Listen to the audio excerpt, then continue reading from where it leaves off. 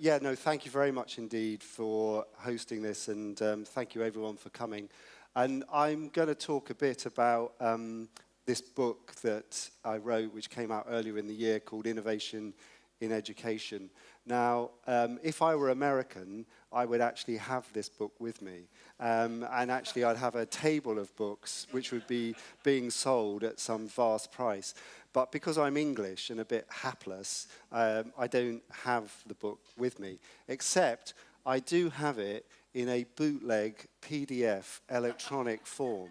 So if at the end of this you should feel that you want to find out more about what I've talked about, just come up to me at the end, and a kind of a non-monetary transaction can take place, which will end up with you getting a PDF version of this very expensive book. So that's just as a commitment to open source.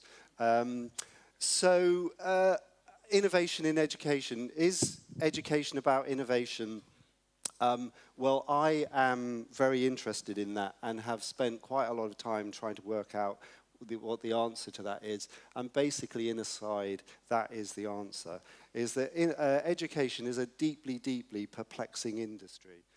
Because, of course, it should be about liberating potential, unlocking talent, finding all sorts of new ways to do it. And actually, it's simultaneously a deeply conservative, rather, in some ways, authoritarian kind of industry which sorts people into successes and failures. And so the odd thing about innovation in education is that if you look at any industry, really, if an industry is, if you think about whether what you've got is what you need, and whether how you're doing it is the only way to do it, or whether other things are possible. Well, if the answer to that is, broadly speaking, well, what we've got is pretty much what we need, and anyway, we can't imagine a different way of doing it, there isn't much scope for innovation. But if what you've got isn't good enough, and it systematically fails large numbers of people, and if what it's doing isn't preparing people for the world that they face, and if in the process of doing it, it seems to be ignoring all sorts of new and emerging ways in which people can learn, then potentially the space for innovation should be large. And what I'm interested in is how people open up that space in education so that it seems more possible and more necessary, and what the space looks like, and why lots of the education systems seem to ignore it. It's like this sort of yawning kind of opportunity which the education systems ignore. So I went off to look for these people, who I call high-impact social innovators, who were changing models of learning at scale. And I'll say a bit about each of them as I go through, but I looked in detail at 16 examples. I thought of people who were doing really interesting and effective things. So they weren't just interesting, they were actually effective. They were departing from the standard model of education, school, teacher, classroom, lesson, blackboard, exam. They were sort of pulling some of that apart, but they were managing to do it at some scale, by which I mean the highest scale was MIT's OpenCourseware, 100 million people.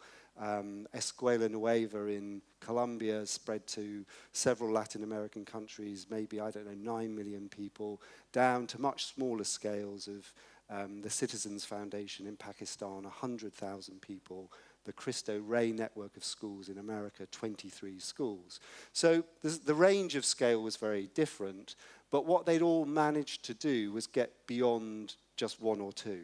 They created a model which could at least replicate in some sense. And there were 5 things which I think that they do, which I think we need to bear in mind when we think about the future of education systems. And the first is that they didn't just try and do more.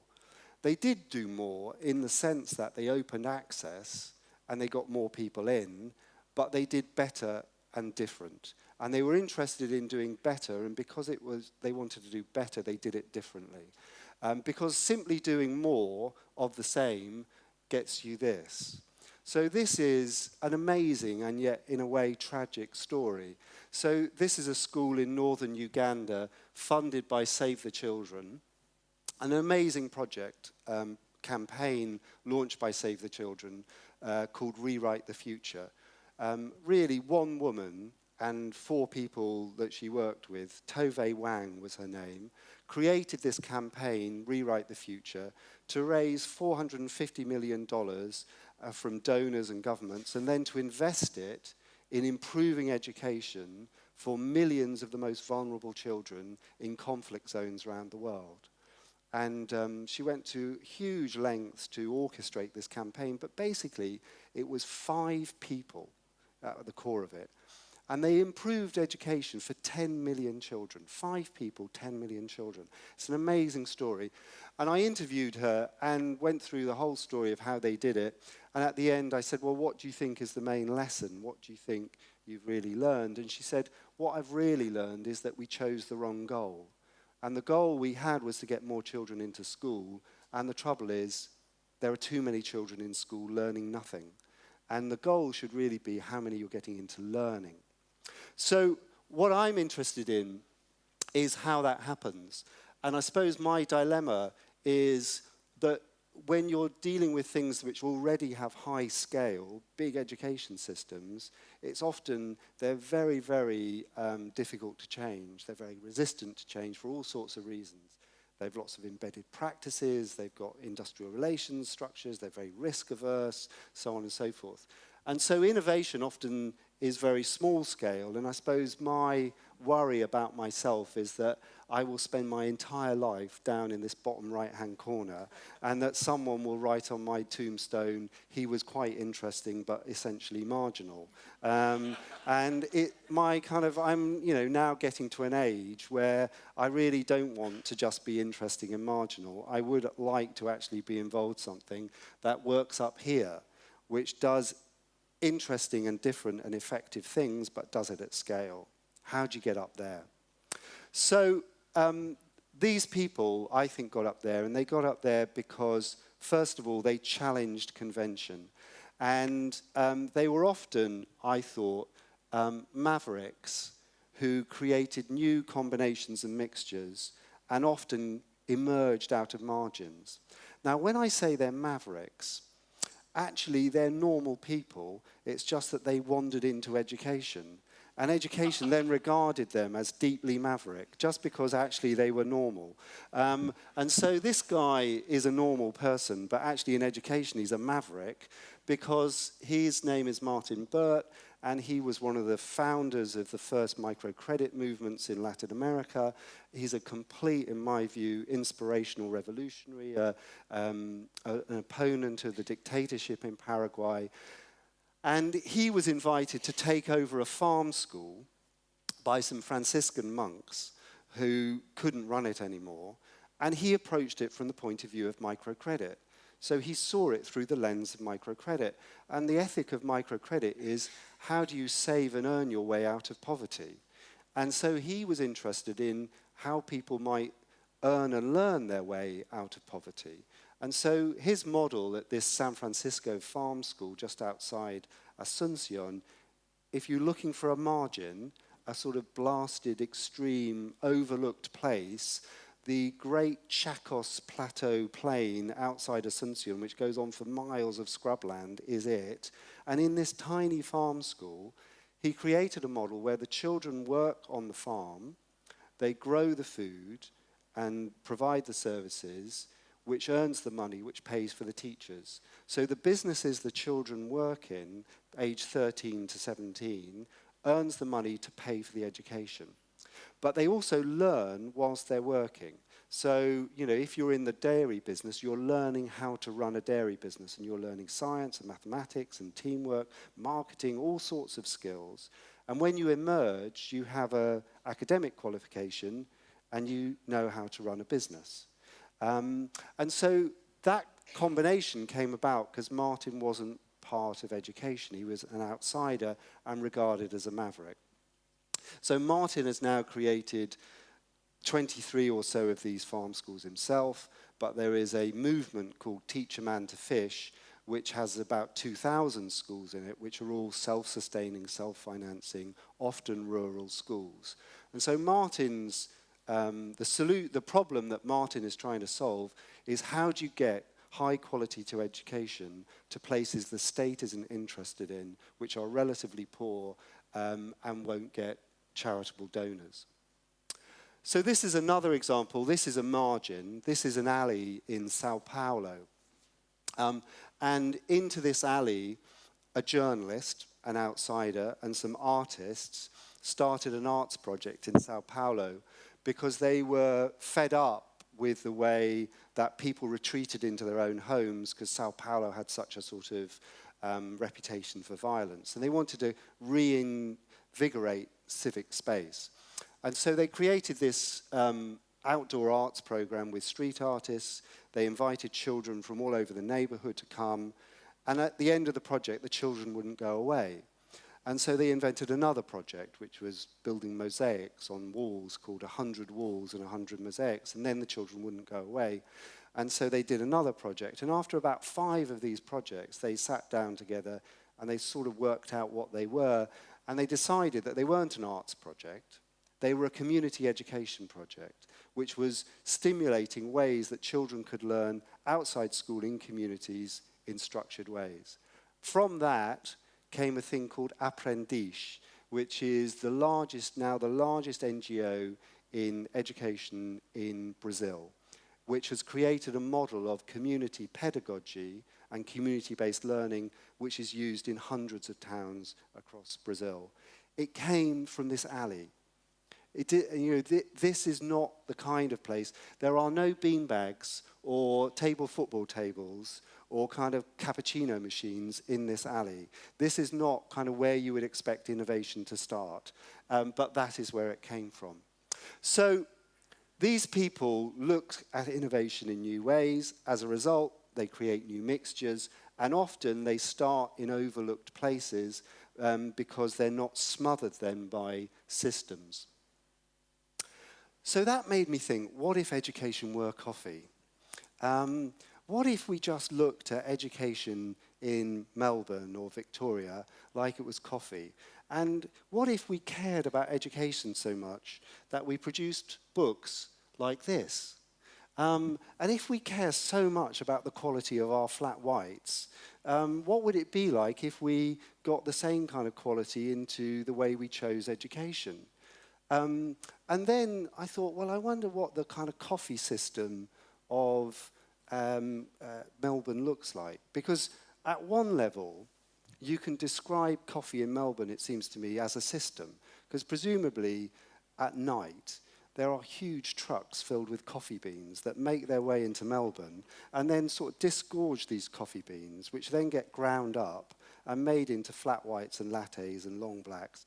And then people between the hours of 8 and sort of 10 consume large quantities of coffee. And then presumably between 11 and 1, they flush it out through the sewerage system into the bay, and then sort of all sorts of fish and rats get this huge caffeine hit. And so you could describe it as a system, and you could think, well, we'll organize it as a system, a sort of big system. But actually, of course, it's like this.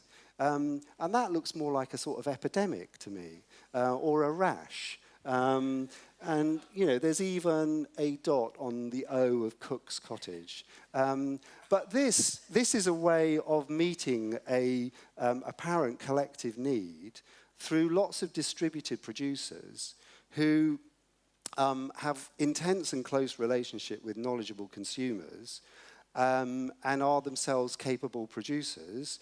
Lots of competition, but also lots of collaboration, it seems to me, in a dense area. And the really interesting thing, I think, is that there is no national curriculum, is there, for coffee? There isn't. And yet, they all serve a flat white. You don't walk into any of those shops and say, could I have a flat white? And say, oh, sorry, we've stopped doing flat whites.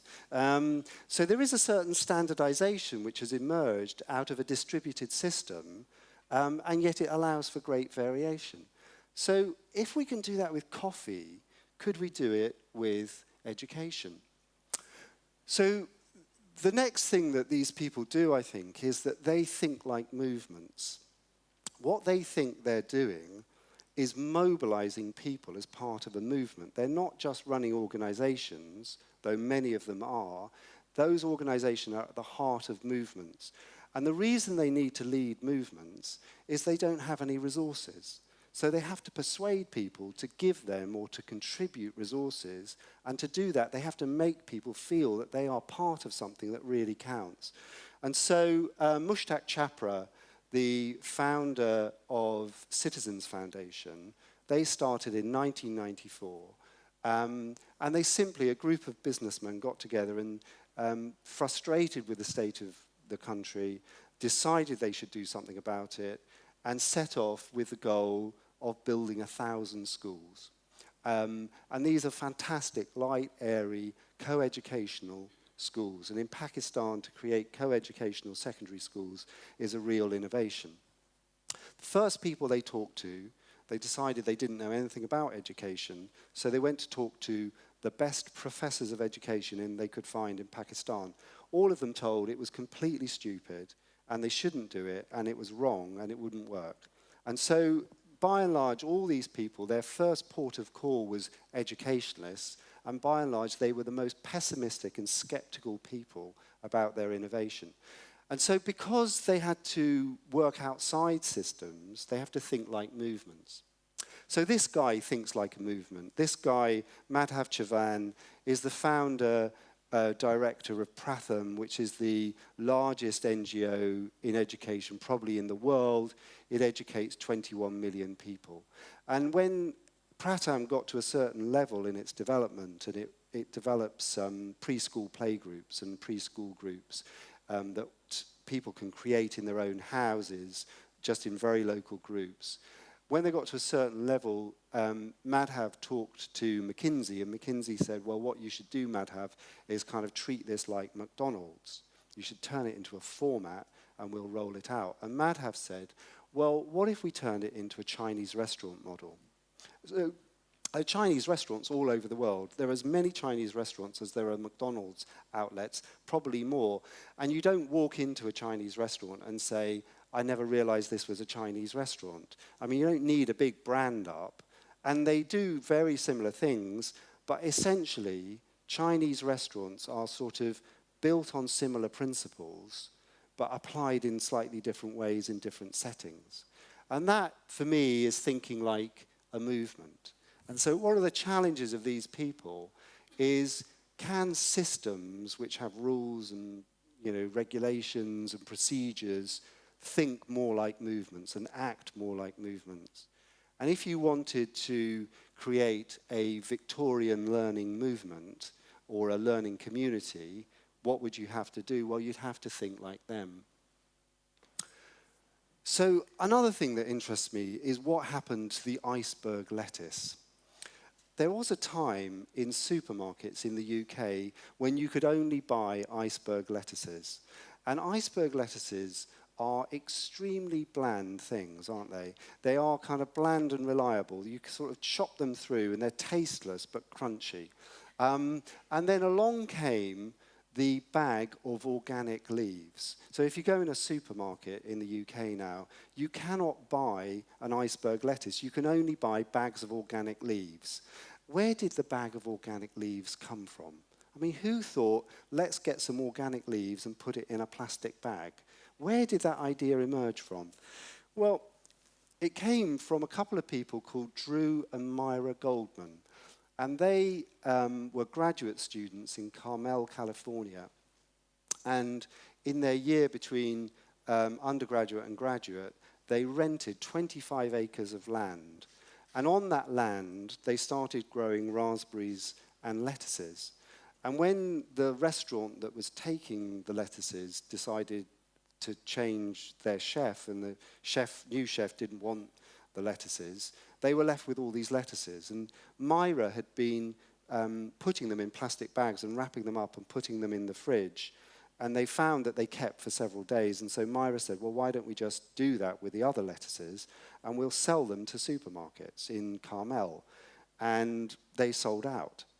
And so they started putting more lettuces in bags. And eventually one thing led to another. And Costco came in and said, we want more of your bagged lettuces. Well, now, Earthbound, their farm, they have 25,000 acres under cultivation. They run 137 farms. And the reason that the organic lettuce has grown is that organic food is both a consumer activity and a social movement.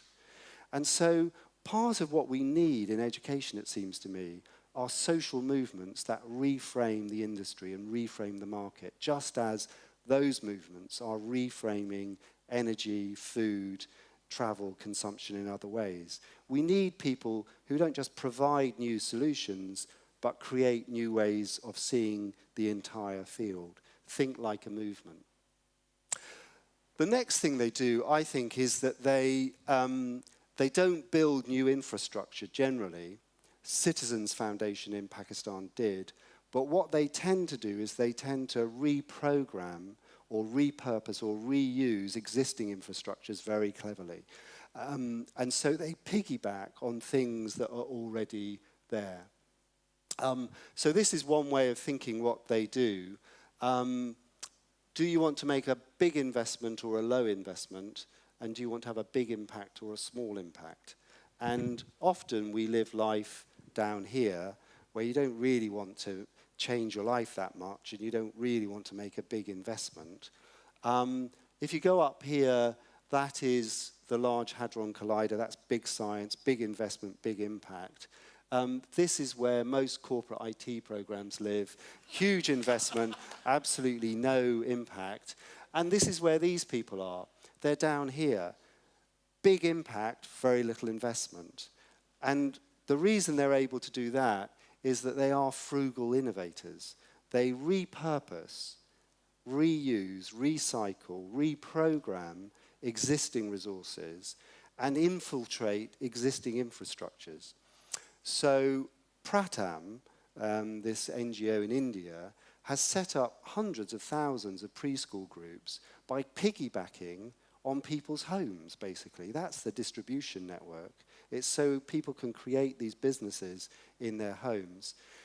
In Jordan, there is a reading program that's been launched called We Love Reading. And the woman who launched it, who had absolutely no resources, wanted to create a way for more children to enjoy reading. So she arranged an agreement to get books from publishers at low price. She then started training mothers to create reading groups, and they run them in mosques. And so the mosque is the infrastructure. It's already there. The mothers already want to do it, but they need some training, and the books come in as the extra ingredient. And suddenly you've got a new infrastructure created because you've changed your behavior. So often we think that, and you know, it's understandable that you need new buildings and all the rest of it. I completely buy that. But what these people do, because they've got no resources, is that they reprogram and reuse existing infrastructures. Most impressive example is a woman called Vicky Colbert, who created Escuela Nueva, this learning program in Colombia. And all that Vicky has done is create a way for children to learn collaboratively in groups in a structured way so that one teacher can cope with 60 children because they'll all be in groups of 6 learning together, and so the teacher is working with them. 17,000 schools in Colombia now use that. It's just a new kind of software, a new operating system, which has allowed it all to be reorganized. And the final thing is that they create relational systems, or systems of relationships, if you like.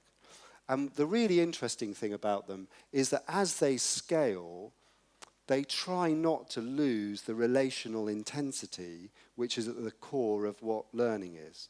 So learning is deeply relational, it's very interactive, it's very social, and often as you scale, you can lose that because it becomes overstructured, too methodical, so on and so forth. So this is a way of thinking about that. So this just divides experiences up into high system, so that's quite Starbucks, McDonald's, quite ordered, quantifiable, repeatable, measurable, and there's a way of doing it. It looks the same wherever you go.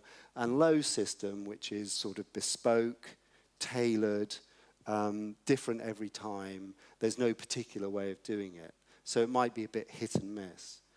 And then there's low empathy experiences, sort of just a transaction, dealing with a computer, a telephone call, helpline, and a high empathy experience, which is a real connection. And actually, the best learning involves high empathy.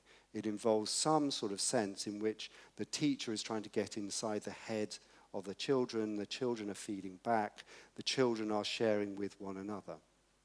So if you want a sort of classic example of a high system, low empathy experience, go on Ryanair, the airline. That's a sort of template for a high system, low empathy experience. So Ryanair, you buy a very cheap ticket and then the airline declares war on you. And then the sort of journey from the kind of arriving at the airport to getting on the plane is a sort of series of ambushes where they try and take money from you in different kinds of ways. And if you, the sort of dilemma of going on a Ryanair flight is, do you stop and have a cup of coffee? It's high risk because as you're getting the coffee, you see your flight being called. And then you wonder whether you can get the coffee and get to the gate in time, and whether it's actually possible for you to run with a coffee. Is it a done thing even to run through an airport? Can you body charge another passenger out of the way so you get ahead of them to the queue? And then you arrive at the priority boarding queue where there are 50 other people who've got priority. And so there you wait anxiously, hoping to get on your Ryanair flight. And something really strange happens. The incoming flight arrives, people get off it, and they seem to be shaking themselves down as if they've escaped from some sort of torture. And that's the experience you want to have.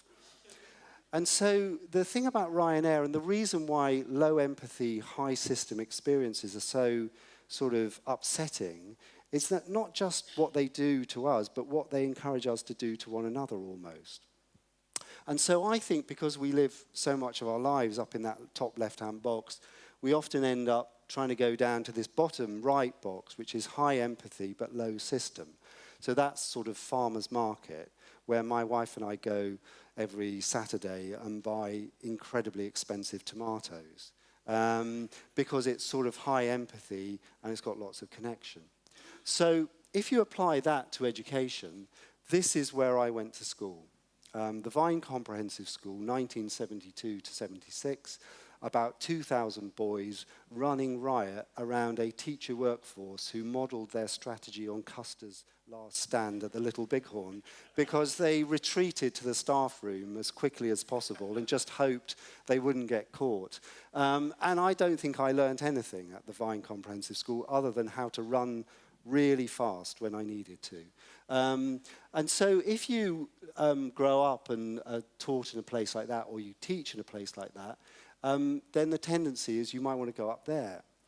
So if you look at the Knowledge is Power Charter Network in the United States, KIP, Mike Feinberg founded, they taught in places like this, and they were so frustrated at being in that bottom left-hand corner, they thought we've got to create a method, a way of doing things that guarantees good learning, and so they went up there.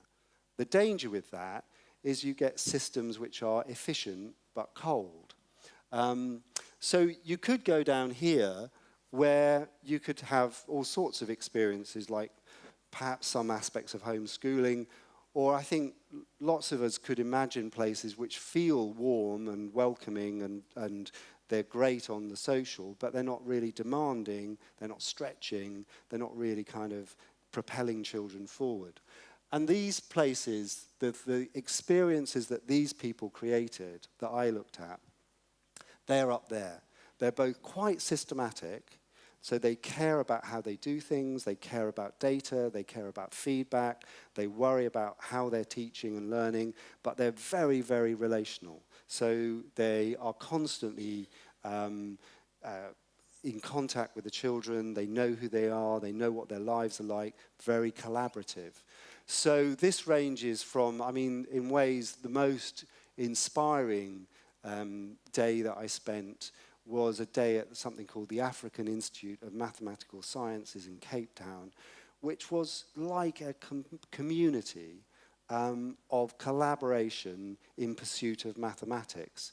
And there was underlying structure, and people cared about learning, but it was very underlying. It wasn't at the sort of forefront. And what really was driving it was this highly collaborative, very, very dynamic set of relationships. So I think those are the 4 things, really, that they do. They create high-intensity experiences at high scale. They do intimacy at scale, if you like. And often scale and intimacy don't seem to go together. But if you want really good education, I think you have to have very intense, very intimate experiences also delivered with scale. So 4 things. Challenge convention, which means education needs to be opened up to outsiders who will bring in new ways of thinking that will often seem completely irreverent and kind of sort of politically correct. But education needs that to open itself out to different possibilities. Think like a movement, not like a system. Think that you've got virtually no resources, so you just got to mobilize people around a cause and to draw them in. Reuse and repurpose wherever possible rather than building from scratch so you can reprogram. And create systems built on relationships which have this kind of intensity. Where would you go, finally, to see an education system or an educational institution that was a movement and built a culture and did that kind of thing? Well, you would go to Barcelona, it seems to me. Has anyone here been to Barcelona? Half the audience has been to Barcelona. Who here owns an Apple product? Oh, the entire audience owns an Apple product. So Barcelona, the key cultural institution at the heart of Barcelona as a city, it seems to me, is Barcelona Football Club. And Barcelona Football Club somehow symbolizes all of what Barcelona stands for, it seems to me. And that's because during the period of the dictatorship, the football club stood for culture, independence, and democracy. And the really amazing thing, I think, about Barcelona is that as a football club, they embody a way of playing football which stands for a bigger idea. And I think that bigger idea is systems and relationships. Let me just briefly explain it. Where Sue and I come from, Lancashire, except Sue speaks Lancastrian and I speak sort of London. Where we come from, football, in the early days when it was invented in England, it was sort of built on a sort of class system.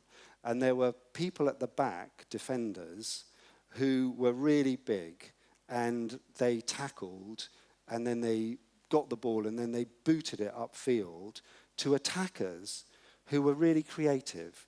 They were sort of Richard Florida's creative class, but on a football field. And they had sort of white boots and kind of nice hair, and they could control the ball and dribble, and they were very talented. But as soon as they lost the ball, they would just sort of stand there and do nothing, and then the ball would go back, and then the defenders would boot it up to them again. And the defenders, under no circumstances, were to cross the halfway line. That was like going into enemy territory. And so English football was played in straight lines like this. It was sort of up, down, long ball, and then occasionally it would go sideways.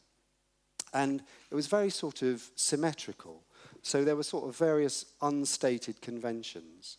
Like if you are right back, number 2, you mark the left wing, number 11.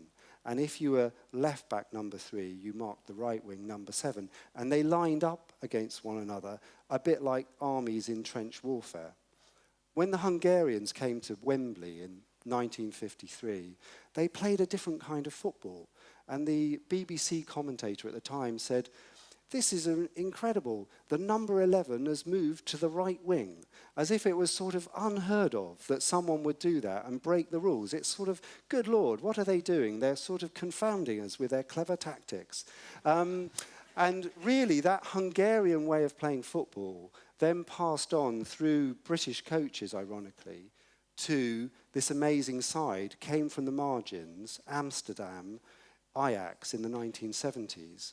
And in the 1970s, this guy, Johan Cruyff, was a sort of hacker in football terms, invented a completely new way to play football, and it was called total football.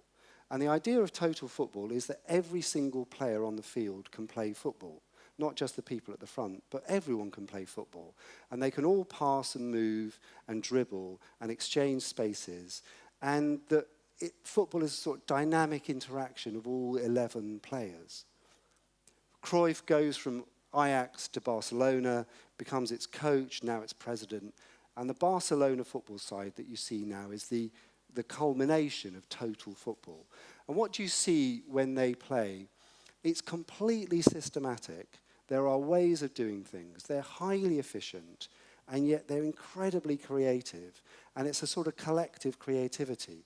And they never, ever play in straight lines. They always play at different angles. So they're always playing to find sort of new combinations or new ways of bringing one another together.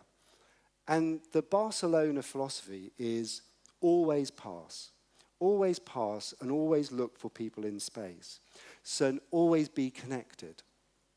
So if we had an education system that was a total education system, everyone can play, everyone's connected all of the time, you're constantly passing, you're constantly connected, and it's a collective exploration of possibility.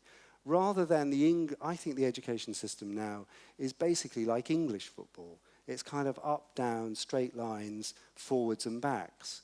And actually what we need to think is that education can be more like Barcelona. It can be this total, immersive, creative, collaborative activity. Barcelona Football Club is at the heart of Barcelona as a city. What's at the heart of Barcelona Football Club? It is an amazing school called La Masia, where they learn this practice and this philosophy. That is a way of learning which is simultaneously at the heart of a culture and a movement which embraces an entire community. And that is what we need, it seems to me. We need to think about learning not as a system and a service, but as part of a culture and as the start of a movement. And that, I think, is how education could eventually take on board innovation. And I'll leave it there.